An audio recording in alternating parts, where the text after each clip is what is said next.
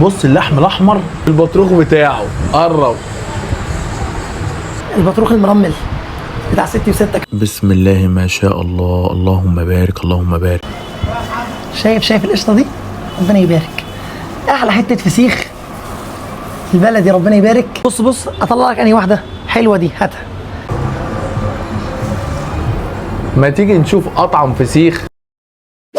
ربنا يبارك، حاجه عاليه جدا جدا. شوف ربنا يبارك، حته لحمه حمراء ربنا يبارك. ده يا عم حميد الفسيخ اللي وصل محل طبيعي، ربنا يبارك.